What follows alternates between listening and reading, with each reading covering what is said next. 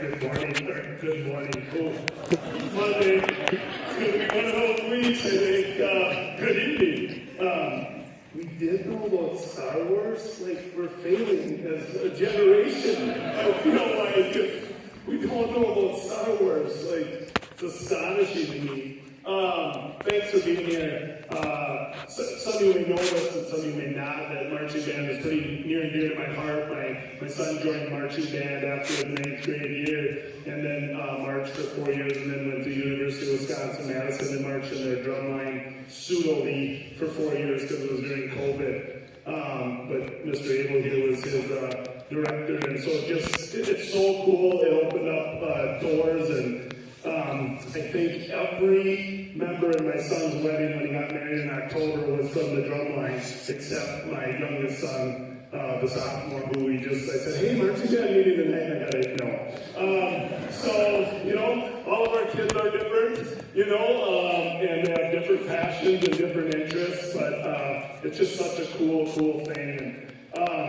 My name's Keith Cornell. If you don't know, I've been in AE here for 6 years. Man, does time fly. And I think one of the things that I'm really proud of is just the partnership we formed with Monticello last year in terms of marching band and helping grow the program. It was an idea that was kind of generated and thrown around, and with COVID and some of the things that happened, our numbers have really dwindled. And there's few things that I think is more powerful when you go to a parade in the summer and you see this large marching band. It's a pretty cool thing. And so if you're someone from Monticello who joined us last year or are new this year, welcome. Thanks for being here. We appreciate that you are coming along with STMA on this pretty cool experience. Just a real couple things so that you, in case you aren't interested in other activities, you don't have to come to a spring eligibility meeting. We can kind of cover things pretty quickly here. The number one thing we want to do, and I know that Mr. Redney would echo this, is that we want to make sure you get a diploma after your 4 years, so you have to be on track for graduation. It's the number one thing that we care about here, is that students earn a diploma. So to be eligible to participate in marching band, you do have to be on track to graduation. The trimester that leads into, for us, the marching band season is really the second trimester, but almost the third. And it's important that you're passing all of your classes. So our academic eligibility rule is that you may not fail more than one class in any trimester and still be eligible. So that means don't get any Fs, but really don't get 2 Fs in either the second or third trimester if you want to be eligible. Some of the other things don't pertain quite as much because we don't have that many rehearsals and things like that, but to be in an extracurricular activity such as marching band is a privilege. So make sure you're coming to school and taking care of those things, be in school by 9 o'clock and things like that. Don't pertain as much because most of your rehearsals, quite honestly, are on the weekend in the spring or once we get out of school. We do require a physical to be in marching band, and the reason for that is my first year, maybe second year, I don't remember when it was, but we were at Sartell and it was about 100 degrees and the parade route is long, and as we just kept, quite honestly, leaving kids on the side of the road because it was so hot and they were passing out, and I thought, well, we haven't really been, this is a physically demanding activity, and so we just want to make sure that your doctor checks you out. The physicals are good for 3 years, so we really just make sure you have that physical, and we get that done before band camp week and registration and all those things, because quite honestly, it's a grind, when we get to that week and you're pushed, because when you're marching, it is a lot of work when you're carrying a big instrument potentially and things like that. So the big things that we're looking for is academic eligibility, making sure you're working towards having that diploma. Make sure you get your physical done. If you don't have one, they're good for 3 years, like I said. Jane in our office is really amazing. And I believe, I should know this because I'm a parent too, but I believe if you go try to register, and it should pop up and tell you if you're due for a physical. And so that way you kind of know it. And I think Monticello's system is very similar. So that's really all I have just in terms of eligibility. And just to say how excited I am. to see you all here, and it's crazy to think about that we're talking about marching band, and it's almost the end of January, but my son just said when we were eating dinner tonight, boy, I can't believe how quick January went by, and that just seems to be how it goes. You know, pretty soon it'll be February, March, and I know color guard and drumline and some of those things will already be rolling. So if anyone has any questions for me, I'll be happy to answer them. Yeah? Oh, great question. We had a pretty significant fee increase. Oh, I should know this. I'm going to say if the individual cap is $1,000, if you are meeting the individual cap, the system will recognize that for you. But if you're a family cap, which is $1,500, you have to kind of keep track of that in your own mind and keep track of it yourself. So just so sometimes there's some confusion on that. The $1,000 or the $1,500 cap for individual or for family are for this school year. It doesn't count any community ed activities, but it does count all 7 through 12 activities. So if you have students in middle school, some of you are maybe in jazz band and select choir, and you've got a sibling doing some of these same things and some other activities or whatever it might be, just keep track of that, because the family cap, you do need that kind of mental, your own tally. And then if you're going to reach that, you can just reach out to our office, or there is a registration link in there that says family cap. Otherwise, the individual cap should automatically pop up. That's a really good question. Thanks for bringing that up. Any others? All right. Just one more. I will continue to put in a plug. We did double our fees. If you have nothing going on tomorrow night, our legislative advocacy team has some legislators coming out here. I get asked all the time, what's going to get cut? Hopefully nothing. I do my job because I think it's important for kids to be involved in stuff, but I just don't think we can have our voices heard enough about some of the school funding issues that we're seeing. And so if you're available tomorrow night, there's some parents speaking, there's some students speaking, just in some of our legislators will be here, just sharing our experiences that we've seen. And if you're not aware, we doubled our fees to be in activities, and so it was a pretty big jump, and it's a burden on families along with everything else that's increasing. And so and then lastly, I really want to say thank you to our directors and thank you to some of our boosters. This stuff doesn't happen, without a team of people. And so I'm very appreciative for their work and the parents who work in the background. It kind of takes a small village to run this. And so I'm very appreciative of all the people that just work to provide this pretty awesome opportunity for our kids. I think that's all I got. Awesome. Thank you. Have a great night, everyone.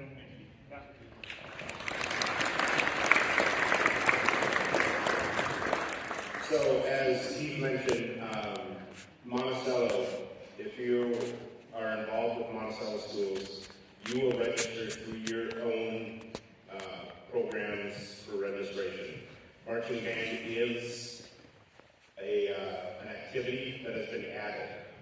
So you would just register through Monticello, you would pay Monticello, and then we'll take care of the behind the scenes stuff between the schools. So again, also, I do want to thank those of you that are from Monticello. If you're a band student from Monticello, stand up. I don't want to put you on the spot.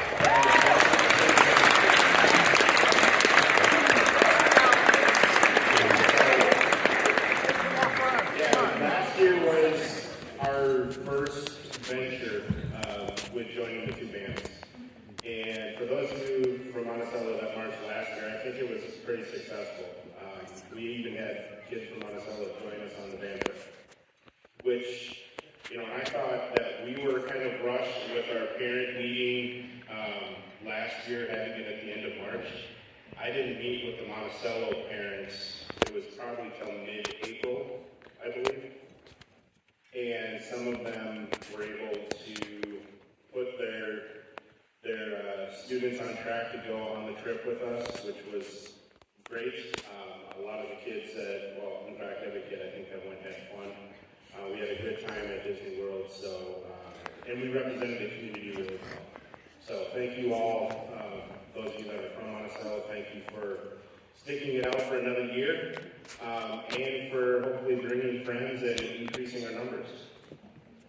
All right, next, staff and directors. So, as Keith said, it does take a village, and I couldn't do what I'm doing here today with all of these students without the staff that I've got behind me, as well as the boosters.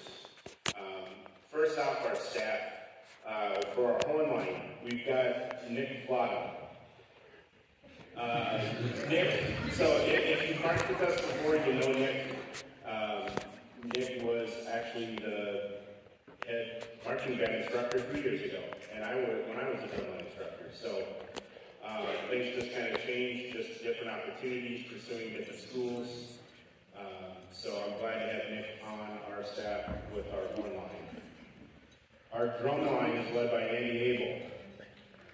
And Andy's got a pretty good tenure with the St. Michael system. He was our previous drumline instructor about 5 years ago. Yep, then took some time off to be with his kids, and then now his kids are at an age where they should be hopefully a part of marching band, and Andy's helped join the staff again.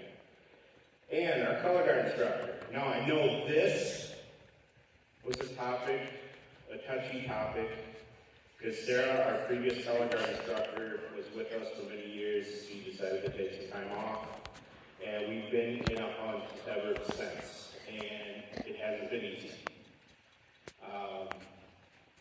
Well, without further ado, I want to introduce Marissa. Marissa is our new color guard instructor. She comes to us so she's got a history with Eastview High School at Apple Valley with their field show program, and she's going to be bringing a lot of knowledge and creativity to us.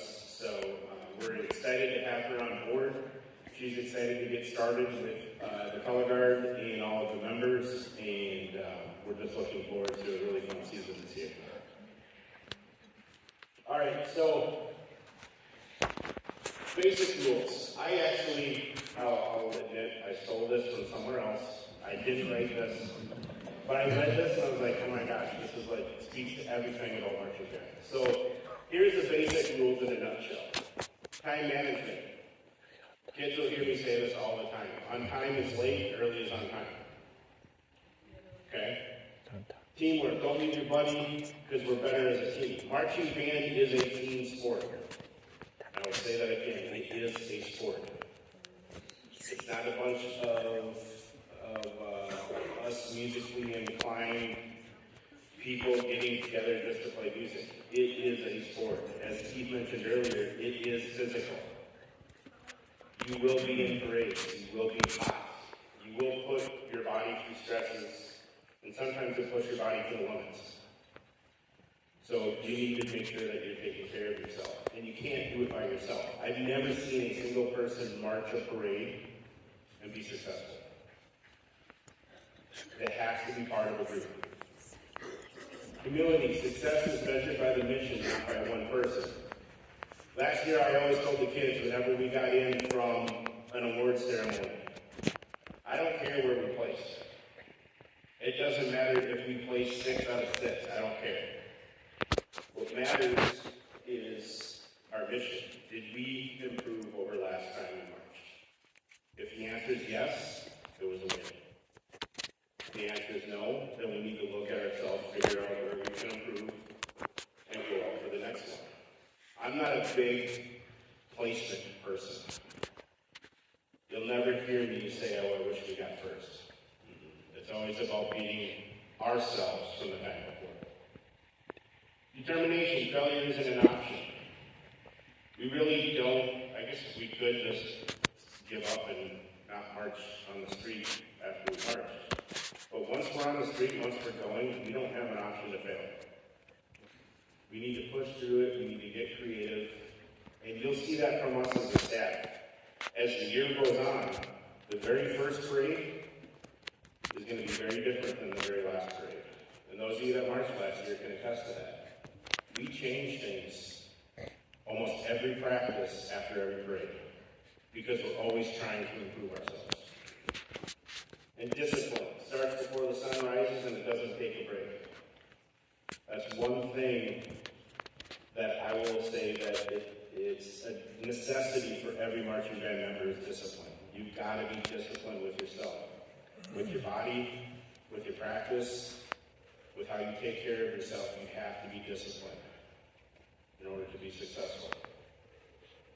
All right, here are some of the expectations. You've heard me say this many times. Activity, your marching band is a sport. It's on the city level. If anybody's interested, there's a YouTube video where they actually did a medical observation on somebody that was marching in drum and bugle corps. It was somebody from Starve, Indiana. They hooked them up to all these things, had them go through a practice. That particular person exerted just as much effort and consumed just as much oxygen as somebody running a marathon.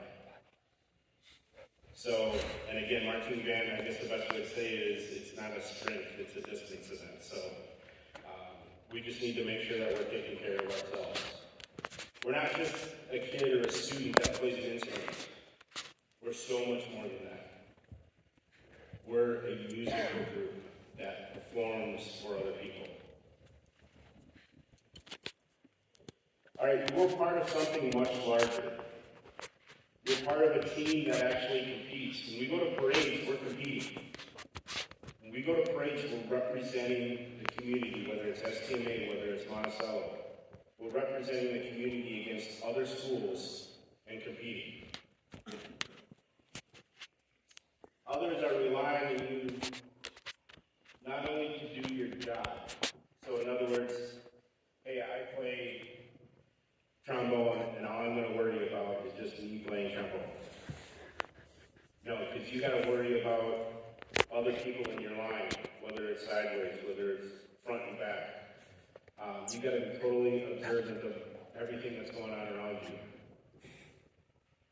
Do it to the best of your ability. We just ask that every kid gives 100%. That's it. If you can honestly look me in the eye after a parade and say, I give 100%. The kids will hear me say this kind of in the pre-parade hike-up rally, leave it on the street. What that means is, when you walk away from the street after the parade, you shouldn't sit there and go, I wish I would have done this a little bit better. I wish I would have played a little bit louder here. Or oops, I forgot that here. Leave it all on the street. Do your best every single time. Like I said, you reflect the band, the school, and the community. And the biggest key is it relies on participation and attendance. This isn't an event where you can just come and kind of be by yourself and, I'm just going to worry about myself and not worry about other people. And, there's nobody in marching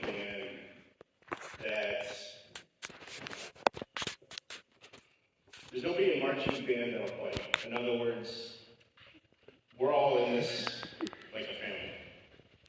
That's kind of been my goal, is to treat it like a family. Everybody to your left and your right is either your brother or your sister. And until you get that family, you really don't experience it until you actually perform with things like this. And once you experience it, you just keep wanting it. You want it more and more and more. So participation and attendance are huge. And getting into attendance. You've heard me say this, early's on time. On time is late. If you're late, it's unacceptable. If practice starts at 6 o'clock, you don't roll in at 6 o'clock. You don't roll in at 5:59. You got to be ready with your instrument, ready to play at 6 o'clock.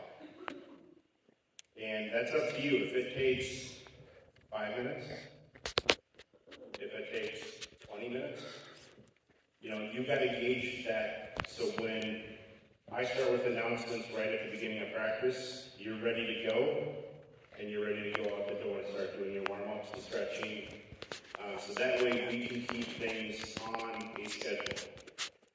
We do actually plan out the practices. From this time to this time we're doing this, from this time to this time we're doing this. So if we start having to bump things back, it throws everything off and we may have to cut something out for the evening or run late. A big pet peeve of mine is running late. I like to, if we're going to be done by 9, I want to be done by 9. Unless something warrants it where we have to finish something. But 99% of the time, if we're done at 9, students are done at 9, they can go put their stuff away.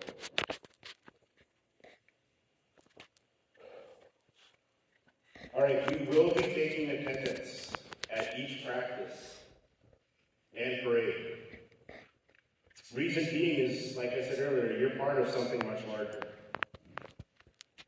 And I do understand that there are school commitments that you guys have already committed to. And I want you to honor those. If you committed to be on the track team, you be on the track team. Likewise, if you choose to do marching band, you're committed to do marching band, you need to honor that commitment instead of go to Valley Fair with your friends on a day you've got practice or a parade.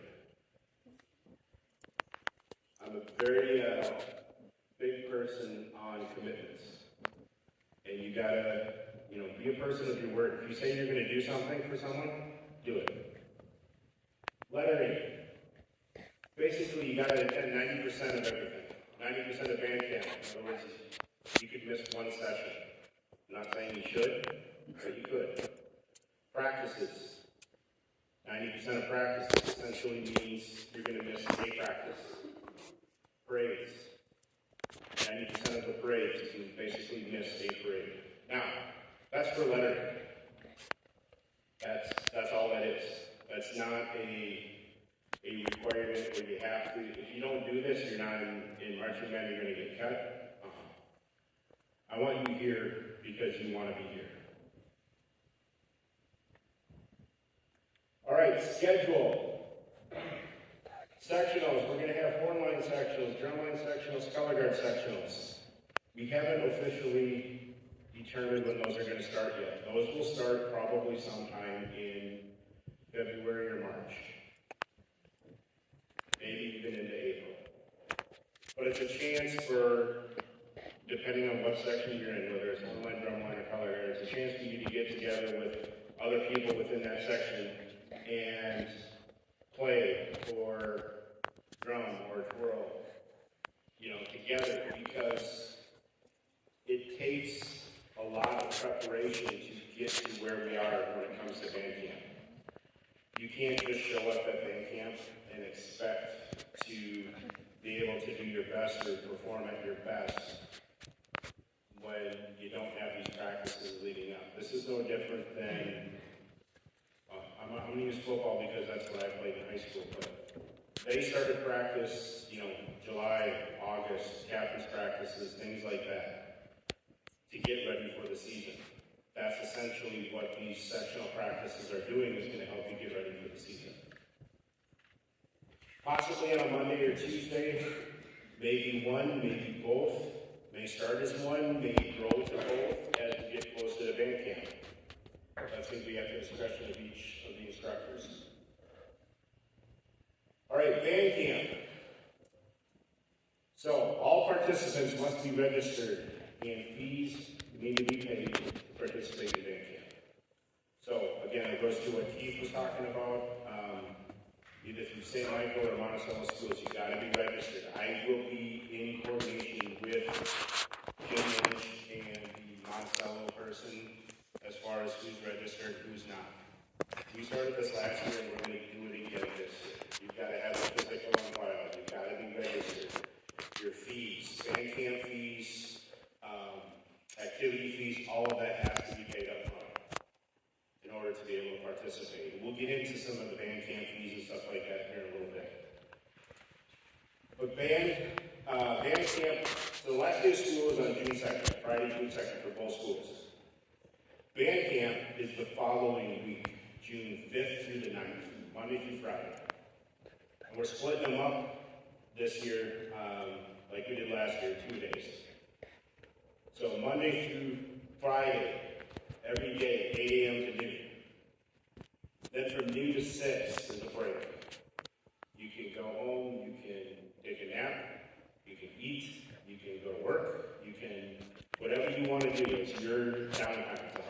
hottest part of the day, we want to make sure that we're taking care of you as students. Then we'll get together again from 6 to 9 on Monday through Thursday.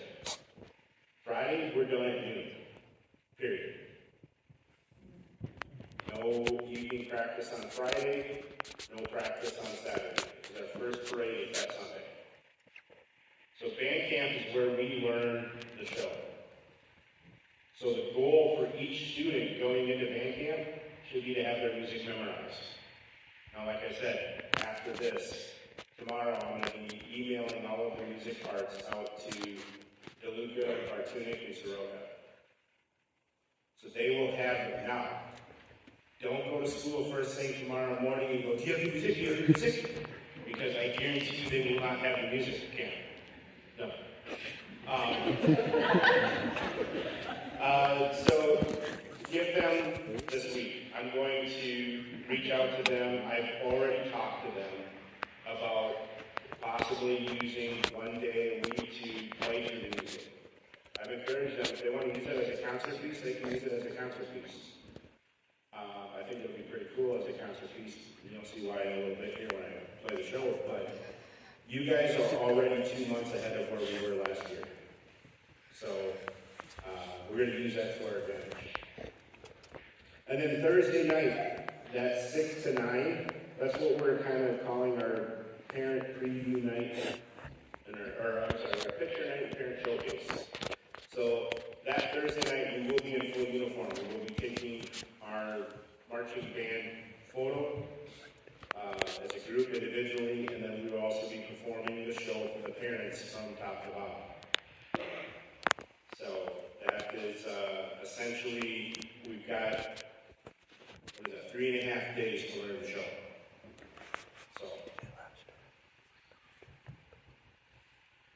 And then practices. Obviously, we've got band camp, but then as it sits right now with the schedule, we've only got about 12 practices from when band camp ends to the end of our season.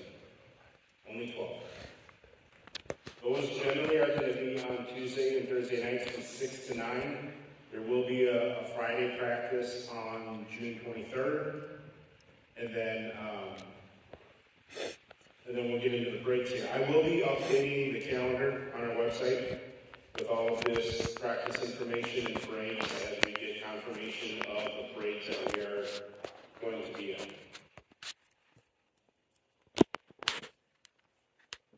All right, parades. So last year we did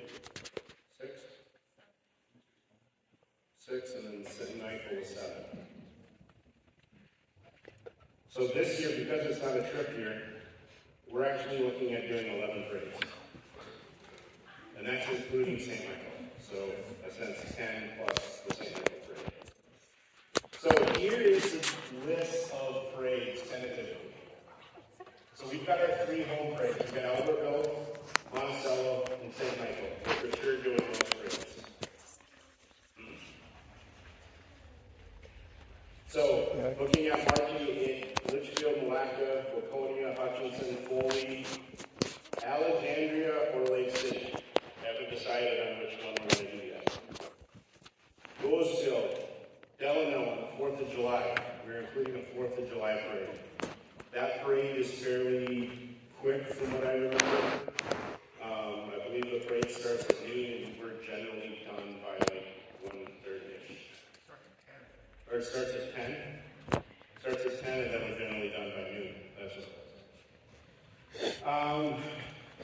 we also have a banquet. Tentatively it's July 19th. We have not locked that in stone, but tentatively we do that the Wednesday after the Monticello parade. And then another thing that we are doing, because it is a non-trip year, sometime in July we will be planning a trip to Valley Fair, where we get to, kind of like those of you that marched with us 2 years ago.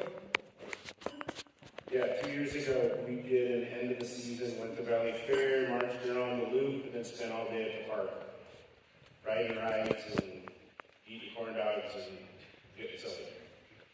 So that's essentially our season. Our season goes from June to about mid-July. So pretty short season when you think about it compared to a lot of other sports and activities that are out there. So February to May are going to be your sectional practices. June and July, that's where we'll have full band practices and competitions. All right, leadership. I want to talk about leadership here. Section leaders and drum majors. So if you're interested in either one of those, pay attention here. So, same thing as last year. 100 words or less. Why I think they'd be a good section leader, why I think it'd be a good drum major. Fill it all out for me. I'm going to share it with the staff. We're going to make a decision. Email those to me. There's my email address, joshuaba@mystma.org. No later than February 28th. If I get it after February 28th, it doesn't count. Because part of being a good leader is getting things done when they're supposed to be done. So, February 28th, no later than February 28th. 100 words or less. Why I think that would be a good, whatever you want to be. Now, I will say that not all sections will have a section leader from their section. It doesn't make sense to have a section leader with 2 clarinets or a flute. I have my own section leader. No, we will, as a staff, once we get a better handle on instrumentation breakout, we will actually combine sections. So maybe it might be a high woodwinds section leader, and you may have 3 or 4 different instrument categories underneath. Section leaders, I will say that, and drum majors, I don't give a rip about seniority. Just because you're a senior doesn't mean that you're going to be a section leader, or that you deserve to be a section leader. You need to, be able to lead. That's what a section leader does. But you also have to be somebody that can take responsibility. Own up to when things mess up. That's why you got to write the 100 words or less. Why you think you need that. Right.